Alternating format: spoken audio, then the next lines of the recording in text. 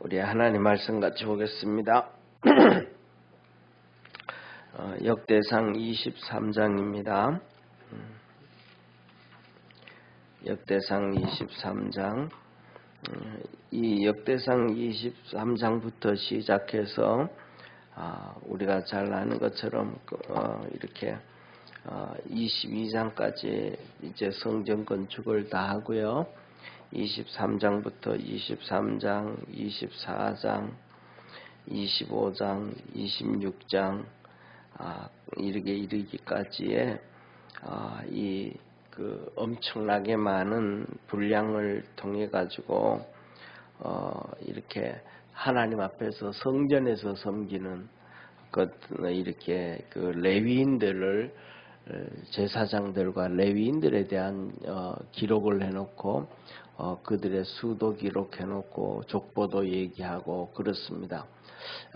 그래서 이것을 보면서 먼저 뭐냐면 이건 우리가 상식으로 생각할 때는 이게 뭐 그렇게 중요한가 이렇게 23장, 24장, 25장, 26장에 이르기까지 3, 4, 5, 6, 4장이란 말이에요. 이 역대상하에서 이 4장은 어마어마한 분량이거든요. 앞부분에서 쉽게 말하면 앞부분에서 이것만 그 족보를 얘기할 때는 누가 누구를 낳고 누가 누구 그 다음은 누구요 그 다음은 누구요 하고 한 세대가 지나가고 뭐 해도 그냥 한 절에 몇 명씩 몇 세대씩 집어들어가던 이런 상황에서 4장 정도면 어마어마한데 왜 하나님이 이 부분에 대해서 우리는 읽어도 뭐 그냥 사람 이름만 쭉 기록되어 있고 레위 자손들 이름만 기록되어 있고 그다음에 이렇게 됐다 이렇게 됐다 이렇게 됐다라고 하는 것이 별로 중요하지가 않는데 그리고 여기서 하나님이 우리에게 하시고자 하시는 말씀이 매 절절마다 별로 그렇게 있는 것 같지도 않는데 왜 이랬을까라고 우리는 의문을 좀 갖게 되어집니다. 그런데 뭐냐면 이게 왜 이렇게 기록됐냐면 하나님의 전에서 섬기는 것이 그렇게 뭐냐면 하나님 보시기에는 귀하고 중요하다. 그래서 이렇게 기록되어졌다라고 볼 수가 있습니다. 우리 한 절씩 1절부터 11절까지 한 절씩 교독하겠습니다. 다윗이 나이 많아 늙음의 아들 솔로몬으로 이스라엘 왕을 삼고 이스라엘 모든 방백과 제사장과 레위 사람을 모았더라. 레위 사람은 30세 이상으로 계수하였으니 모든 남자의 명수가 30만 8천인데 그 중에 2만 4천은 여호와의 전 사물을 보살피는 자요 6천은 유사와 재판관이요 4천은 문지기요 4천은 다윗의 찬송하기 위하여 지은 악기로 여호와를 찬송하는 자라. 다윗이 레위의 아들 게르손과 그핫과 므라리의 각 족속을 따라 그 반열을 나누었더라. 게르손 자손은 라단과 시므이라. 라단의 아들들은 족장 여히엘과 또 세담과 요엘 3사람이요 시므이의 아들들은 슬로믹과 하시엘과 하난 3사람이니 이는 라단의 족장이들이며 또 시므이의 아들들은 야합과 시나와 여우스와 브리아니 이 4사람도 시므이의 아들이라. 우리 같이 읽습니다. 그 족장은 야하시요 그 다음은 시사며 여우스와 브리아는 아들이 많지 아니하므로 저희와 한 족속으로 계수되었더라. 아멘. 아멘. 자, 오늘 여기에 본문 말씀 보면 이제 드디어 다윗이 나이가 많아져서 솔로몬에게 이제 왕위를 정리하면서 한 시대가 지나가고 한 시대가 새로 오게 되었는데 그 정리하는 시작을 합니다. 그래서 다윗이 오늘 본문 말씀 1절에 보면 나이 많아 늙음에 그 아들 솔로몬으로 이스라엘 왕을 삼고 이스라엘 모든 방백과 그 다음에 제사장과 레위 사람을 모았더라. 이 모든 이 방백이라 그러면 12족 지파 있잖아요.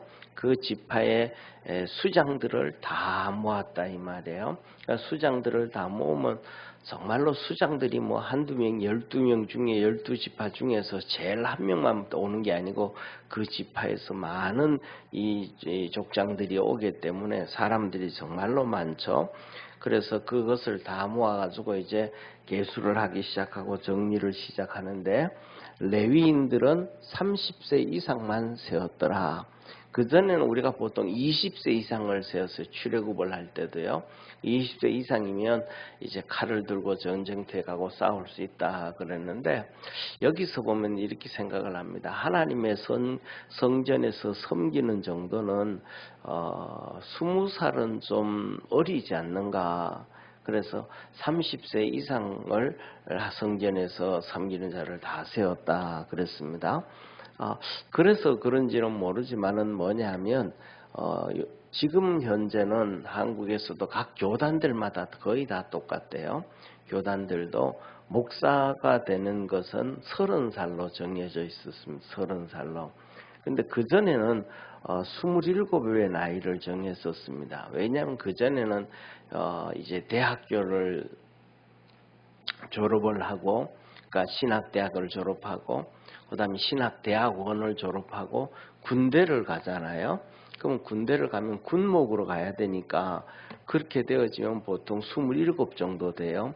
그래서 군목으로 안수줘야 되니까 27으로 이렇게 했습니다. 그런데 이제는 뭐냐 하면 그 법을 예외법 조항을 둬 가지고 그 군대 가는, 그러니까 군목으로 가는, 군대 목사로 가는 그 사람들은 이제 대학원에서 시험을 쳐요. 시험을 쳐가지고 이제 나는 군목으로 가겠다라고 이제 시험을 쳐서 합격을 하고 나면 거기에 맞춰서 이제 교육이 되고 훈련이 되어지는데, 그렇게 시험 쳐서 합격한 사람들은 교단에서 특별 예외법을 둬 가지고 27에 안수 줘서 목회할 수 있도록 군목으로 갈 수 있도록 해주고, 일반 목회를 하는 사람들은 30살이 되어서야 목회를 합니다. 목사가 되어집니다. 이제 여기에서도 레위인들이 하나님의 성전에서 섬기는 사람들을 다 계수를 했다. 그 사람들은 30살 이상 된 사람들인데 38,000명이 나왔더라. 그래서 여기서 보면 우리가 성경을 보면서 좀 번역을 조금 그런데 쉽게 하면 오늘 본문 말씀 보면 이렇게 말씀하시, 한번 보시죠. 4절에 보면 그 중에 24,000은 여호와의 전 사물을 살피는 자요 그랬잖아요. 사물을 살핀다 그러면 우리가 생각할 때는 그냥 사무하니까 그냥 앉아서 이렇게 뭐 우리가 세상하면 공무원처럼 그렇게 사무원에 앉아가지고, 또 회사 같은 경우에는 뭐 사무실에 앉아서 일을 하고 그다음에 공장에서 일하는 사람들도 있잖아요, 그렇죠? 그런데 사무하니까 뭐 사무실에서 일하는 이런 걸로 생각했는데 이게 조금 잘못된 거예요. 저기서는 사무라는 것은 성전에서 일하는 사람을 얘기하면, 성전에서 일하는 거 쉽게 말하면 뭐 성전에서 일 정말로 많잖아요. 성구들을 청소하고 닦고부터 시작해서 산에 가서 장작을 나무를 해오고 또 그것을 베어 가지고 이렇게 말리고 뭐 하고 하는 그 일들이 어마어마하게 많은 거예요. 그러니까 그 일하는 사람들이 24,000명이다라는 거, 24,000명. 그 다음에 그 밑에 보면 이렇게 말씀해 6천은 유사와 재판관이요 그랬잖아요. 6천은 유사와 재판관. 그 유사가 뭐냐면 공무원과 같은 사무 일을 하는 사람을 유사라 그러면 유사. 그래서 이 사무를 보고 재판하고 하는 이 레위인들이 6,000명이었더라 라고 얘기를 합니다. 그 다음에 문지기는 4,000명이요. 그 다음에 다윗이 악기를 만들어 가지고 찬송을 해요. 다윗이 특별히 악기를 많이 만들었습니다. 그래서 그 악기로 찬송하는 자가 4,000명이라. 그래서 엄청나잖아요. 한번 보세요. 악기로 찬송하는 사람이 4,000명. 그 다음에 문지기도 4,000명. 그 다음에 이렇게 재판하고 유사 사무 기록하고 재판하면서 사무 기록하고 하는 그런 사람들이 6,000명. 그 다음에 성전에 일하는 사람들이 24,000명. 그러니까 이 사람들이 언제 이렇게 다 와서 일해? 이런 생각 들잖아요. 그래서 뭐냐면 다윗이 여기에서 이제 이렇게 제도를 만듭니다. 제도를. 그래서 예를 들면 한번 보세요. 저게 38,000명인데 저기서 38,000명인데 성전 크기가 뭐 그렇게 사실은 크지가 않습니다. 예를 들면 우리 교회에서 여기서부터 시작해서 저 끝에까지가 최소한 한 20m는 정도 될 거예요. 아마 20m는 뭐 좋게 될 건데 이 성전이 보통 이 이스라엘 백성들의 성전 길이가 우리 교회 2배 반 정도 되는 그 마당까지 다 해가지고 2배 반 정도 되어지는 거예요. 근데 거기에 이렇게 뭐 38,000명이 다들 어떻게 들어가겠어요? 다들 뭐 들어가면 그냥 빽빽해가지고 움직이지도 못하고 일도 못하죠. 그러니까 그게 아니고 이렇게 오늘은 누구, 내일은 누구 이렇게 당번이 정해져서 이렇게 돌아가는 거예요. 당번이.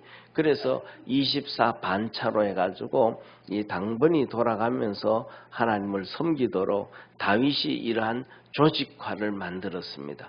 그래서 레위인의 후손들은 3명인데 게르손과 그앗과 무랄이라고 하는 이 3명인데 그 가족 그 족보대로 순서대로 절차를 쫓아서 하나님을 섬기게 했다. 그래서 그 밑에 보면 이렇게 말씀을 다시 한번 10절 11절을 한번 보시죠.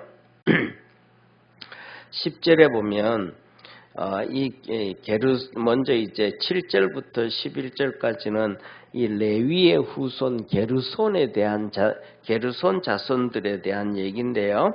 게르손 자손에게는 7절에 보면 게르손에게는 라단과 시므이라고 하는 두 아들이 있는데 그 두 아들이 있는데 이 9절에 보면 시므이의 아들은 슬라믹과 하시엘과 하란 3사람인데 이들이 전부 다 라단의 족장들이었더라. 라단 땅의 족장들이라. 왜냐하면 저를 한번 봐주세요. 족장이라고 얘기하면 가족들이 많아야 족장이 되는 거예요. 가족이 없어야 족장이 되는 거예요. 그래도 좀 명수가 많아야 족장이. 쉽게 말하면 한 동네에 한 40%, 50%는 돼야 거기서 족장이라고 족장이 되어지는 거죠. 그죠? 그런데 뭐냐면 사람이 없어 혼자야. 그럼 나 혼자 족장은 되지만 그게 말이 안 되잖아요. 그러니까 40, 50명은 되는데 거기에서 한 명의 족장이 되어진단 말이에요. 그런데 그렇지 아니하고 전부 다 그냥 가족이 막 2-3명, 서너 명밖에 없는데 거기서 내가 족장 하면 그건 족장이 아니고 가장이죠, 가장. 그렇죠, 그죠? 가정의 장이지 족장이라고 할 수는 없잖아요. 그런 것처럼 이렇게 게르손에게는 이 아들들인데 나단이 여기서도 자세히를 보면 조금 보면 그래요. 이 라단이라는 그 지역의 족장으로서 여이엘과 세담과 요엘이 되어지는데 그 밑에 보면 이 게르손의 아들 이 나단 이 시므이 밑에 보면 오늘 여기 본 말씀 10절을 한번 보세요. 10절. 이 10절에 보면 시므이의 아들이 또 있어요. 같이 읽습니다. 한번 10절 한번 같이 봅니다. 시작. 또 시므이의 아들들은 야핫과 시나와 여우스와 브리아니 이 4사람도 시므이의 아들들이더라. 그런데 이 아들들도 시므이의 아들인데 중요한 것은 이들에 대해서 이 4명에 대해서 여기 이렇게 말씀하셔요. 야핫과 시나와 여우스와 브리아인데 이 4명에 대해서 이렇게 말합니다. 11절 같이 한번 읽어보겠습니다. 그 족장은 야하시요 그 다음은 시사며 여우스와 브리아는 아들이 많지 아니하므로 저희와 한 족속으로 계수되니라. 그러니까 여기서는 야핫도 야핫도 족장인데 야핫이 죽은 다음에 그 다음에 시사가 족장이 됐어요. 그런데 여우수와 부리아는 뭐 하더라? 아들들이 적더라는 거예요. 가족 수가 적더라 이 말이에요. 가족 수가 적으니까 그 다음에 족장이 돼가지고 일할 수가 없고 너 가족 수가 적으니까 그냥 이쪽으로 한쪽으로 붙어 이렇게 한쪽으로 붙어가지고 주님을 섬기게 했다 이 말이에요. 그러니까 이렇게 나누는데 이렇게 이렇게 24반차로 24 레위인들을 24등분으로 이렇게 나누는데 너들은 이 사람 아들이지만은 너무 명수가 적으니까 이쪽으로 하나 붙어서 명수가 붙어가지고 하나의 그룹을 형성해라 라고 그렇게 다윗이 정리를 해놓고 그렇게 놨다 이 말이에요. 보면 다윗이 보면 상당히 합리적으로 해나가는데 이것을 요새로 말로 하면 무슨 말이냐면 시스템이라 그런 얘기 있잖아요. 이렇게 돌아가게 이렇게 서로 맞물려서 돌아갈 수 있도록 중구난방으로 하지 아니하고 이렇게 조직적으로 되어지는 것을 보고 시스템화 되었다 그런 얘기를 하는데 바로 이런 일을 처음 시작한 사람이 다윗이었다. 그래서 오늘 여기에 본문 말씀을 보면서 우리는 크게 나누어서 이렇게 네 가지를 생각해 볼 수가 있어요. 네 가지요. 첫 번째로는 뭐냐면 레위인들이 하나님을 섬기겠는데 30세 이상으로 섬기게 했다. 그래서 30세 이상이 되어지면 오늘날도 뭐냐면 하나님 앞에서 책임감을 갖고 자신의 삶을 살아가야 되지 않는가라고 생각하는 거예요. 그래서 우리가 뭐냐면 오늘날 우리는 그런 것들이 다 무너져 버렸거든요.